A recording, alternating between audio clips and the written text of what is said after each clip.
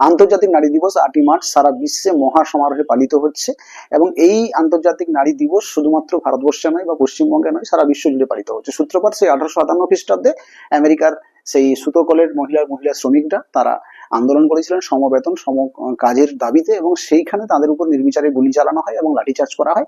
তার প্রতিবাদ স্বরূপ 8ই মার্চ সারা বিশ্ব জুড়ে আন্তর্জাতিক নারী দিবস পালন করা হয়। এটা শুধু 1857 খ্রিস্টাব্দ থেকে শুরু হয়েছে বা সেদিন থেকে তার সূত্রপাত এমনটা নয়। যেদিন থেকে মানব সমাজের বিবর্তন, যেদিন থেকে নরনারীর উদ্ভব, সেদিন থেকেই কিন্তু নারীরা উপেক্ষিত, বঞ্চিত, অবহেলিত এবং পুরুষতান্ত্রিক সমাজের বিরুদ্ধে এই মূলত এলিগেশনটা আনা হয়। এবং এটা বাস্তবসম্মত। এই পুরুষ হিসেবে আমরা প্রত্যেকেই জানি যে এখনো নারীরা পিছিয়ে রয়েছেন, তারা সেই জায়গায় সেভাবে সমানভাবে এগিয়ে নেই। এবং এখনো কজন হাজবেন্ড তার ওয়াইফকে বলবেন যে তুমি বাড়ির কাজ না করে বাইরের কাজ করো বা বাইরের কাজ করো। খুব কম সংখ্যক এরকম শুভবুদ্ধি সম্পন্ন মানুষ রয়েছেন যারা নারীদেরকে সমান অধিকার দেন বা লিঙ্গ বৈষম্য স্বীকার করেন না।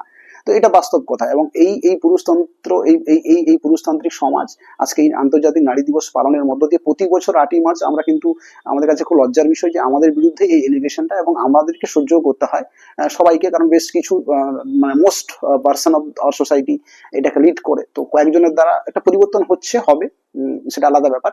কিন্তু কয়েকটা জিনিস খুব মনে রাখারও বিষয় রয়েছে, যেটা একটু ডিফারেন্টলি একটু ভাবলে অবাক হতে হয়। যেমন বাংলাদেশের একজন সাহিত্যিক, একজন লেখক হুমায়ুন আজাদ, তার একটা বক্তব্য রয়েছে।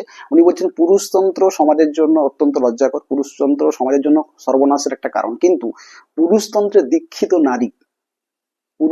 দীক্ষিত নারী সমাজের জন্য আরো ভয়ঙ্কর। একটু ভাবুন তো। পুরুষতন্ত্র অবশ্যই তাদের এলিগেশন আমরা মেনে নিচ্ছি যে আমাদের দুর্বলতা রয়েছে, এখনো আমরা সেভাবে এগোতে পারিনি, এখনো আমরা আমাদের সোসাইটিকে সেভাবে এগিয়ে দিতে পারিনি, নারী সমাজকে এখনো অবহেলিত করে রেখেছি। এবং এই এলিগেশন নিয়ে বয়ে বেড়াতে যতদিন পর্যন্ত না আমরা এখান থেকে রিকভার করব। কিন্তু মহিলা সমাজ, তারা কি এর জন্য দায়ী নয়? একটু ভাবুন। একজন নবদম্পতি বিয়ে করে বাড়িতে এসছে, তার শাশুড়ি মা প্রথমে বৌমাকে বলে দিল, বৌমা আমার কিন্তু নাতি চাই।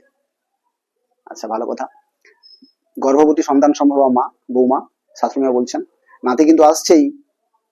আবার একটু ভাবুন, কোনো কারণে ন্যাচারালি প্রকৃতিগত ভাবে যখন বাবার এক্স ক্রোমোজোমের কারণে মেয়ে বা কন্যা সন্তান জন্মগ্রহণ করছে, তখন কিন্তু শাশুড়িমা বলে দিলেন আবার ট্রাই করতে হবে কিন্তু পুত্র সন্তানের জন্য, আমার কুলপ্রদীপের জন্য।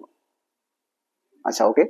নেক্সট, সন্তান জন্মগ্রহণ করলো, হয়তো শেষে একজন পুত্র সন্তান জন্মগ্রহণ করেছে একটা পরিবারে। এবার কন্যা সন্তান পুত্র সন্তান দুজনেই বড় হচ্ছে, কিন্তু মাছের বড় মাথাটা কে খাবে? আমার নাতি খাবে, মানে পুত্র সন্তান খাবে। সেই মা, যে সন্তান সম্ভবা মা, যে নিজে লড়াই করে একজন কন্যা সন্তান একজন পুত্র সন্তান জন্ম দিলেন, তিনি হয়তো মাছের মাথাটা তার পুত্র সন্তানের মুখে তুলে দেবেন। কন্যা সন্তানটা তাকিয়ে ফেল করে দেখবে। ভাবুন তো একবার। এই যে ফ্যাক্টগুলো, এগুলো কে তৈরি করছে? এগুলো কেন তৈরি হচ্ছে? আজকে ভারতবর্ষে প্রায় 62% চাইল্ড, গার্ল চাইল্ড, মানে কন্যা সন্তান, তারা এখন অপুষ্টির শিকার। অ্যানিমিয়া, রক্তাল্পতা, হিমোগ্লোবিনের অভাব, মেল নিউট্রিশন, যখন সেই কন্যা সন্তান যখন দেশের ভবিষ্যৎ, জাতির ভবিষ্যৎ, যখন জাতি গড়বে, কারণ নারী হতেই জন্মে জাতি, তো তারা যখন জাতি তৈরি করবে, সেই কন্যা সন্তান মেল নিউট্রিশনের অভাবে হয়তো জাতি ধ্বংস হয়ে যেতে বসবে।